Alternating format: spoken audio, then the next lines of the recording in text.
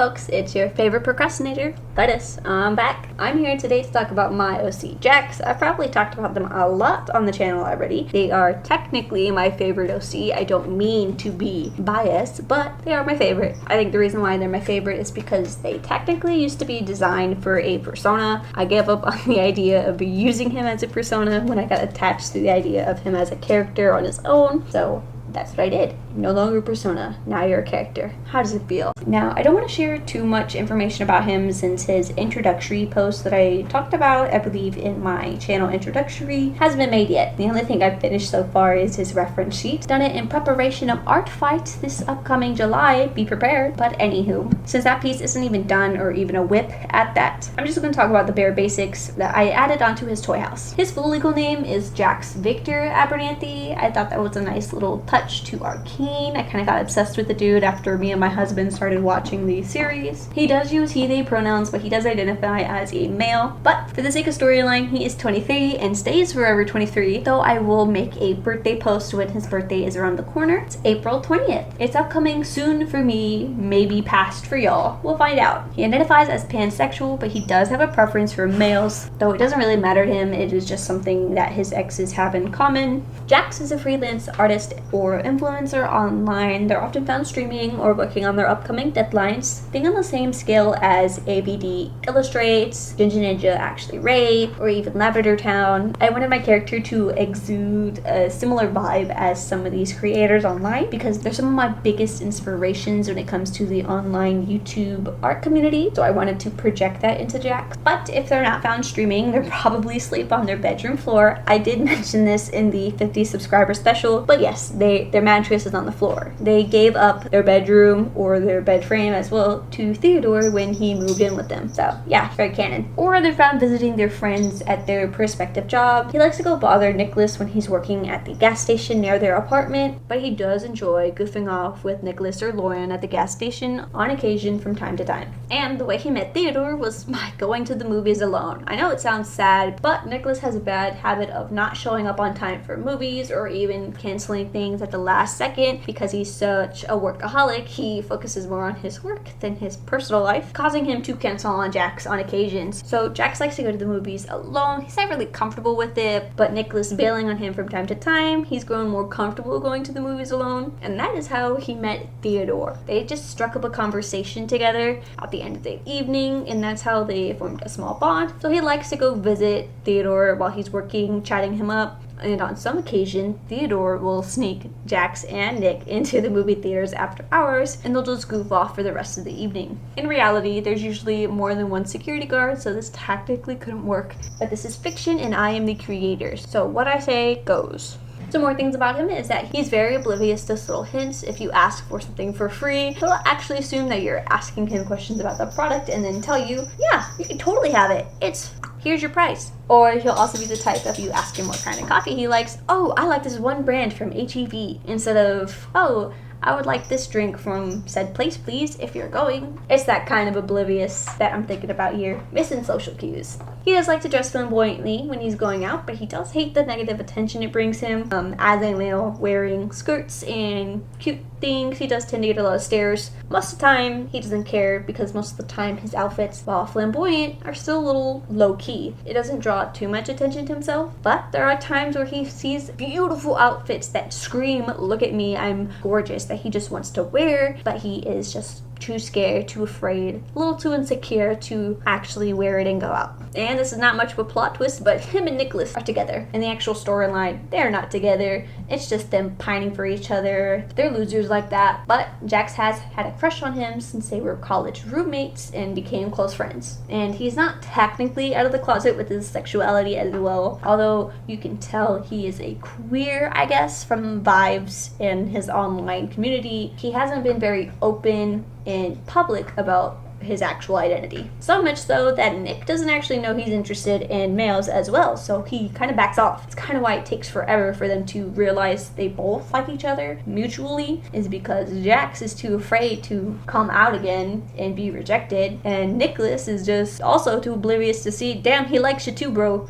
Now, since the speed paint is a reference sheet, I do want to go over some key aspects of his design. The little swoop on his bangs always are dyed yellow. This is mainly due to a gag that his audience wanted him to look like All Might. When My Hero Academia was very popular around the time that I created this OC, it was becoming very mainstream. Thought that would be a cool little tidbit to include, having them yellow, a little reference to All Might. I don't know. Now, he typically wears his hair in a man bun, but it is about medium to short kind of length, brown hair. It doesn't go past his shoulders, if that gives enough context. But he wears it up so often that is the reference sheet. I will not draw his hair down unless absolutely necessary. I may not show it very well in my design, but he has very pale skin, but often flushes very red when they're angry, frustrated, of course, flustered, or anxious. You know, I thought it would be a great dynamic to have a very easily blushing character with a very flirtatious character. Thought it'd be a fun dynamic to play around with. Now, I don't really like to draw drawstrings on a hoodie, but if you decide to, I do have it as the alternating colors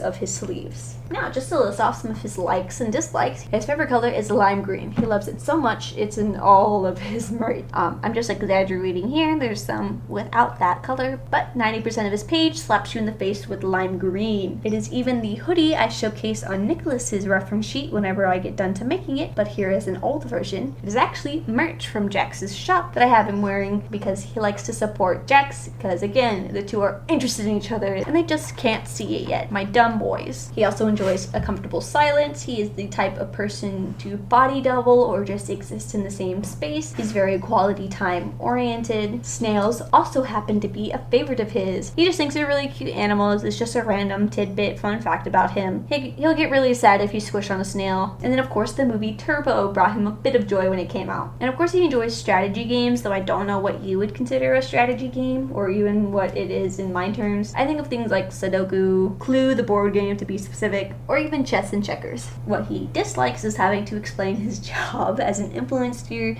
to new friends he meets or even family. Most people his age tend to have a grasp on the subject, but 90% of his extended family does not understand social media that well, which is why he hates having to explain his job as an influencer and having to repeat how he makes money. Since he's able to support majority of the apartment expenses on his own, he just finds it dumb. He does not like mice. He worked at a pet supply store and had to handle the frozen mice that came in with the shipments. Didn't like that experience, and at one point when he was younger, father had caught a live rat in a mouse trap. It was one of the sticky ones, and his father told him to pick it up and throw it in the trash while the mouse or rat was still alive, moving and squeaking on the trap. Little horror, little more personal IRL story that I've attached to my character. I love giving them my trauma, pasting it onto them. He does not like ceramic dolls, mainly the glass ones. He finds them a little creepy, as well as the fact that a lot of the haunted ghost doll videos he's seen online and through the internet tend to be in ceramic dolls, so it's just become a relative no-no for now. And as random as it may be, he dislikes sandcastles. He hates sand in general, but he dislikes the concept of a sandcastle. He doesn't like putting in all the effort to build something really beautiful, really awesome and exquisite,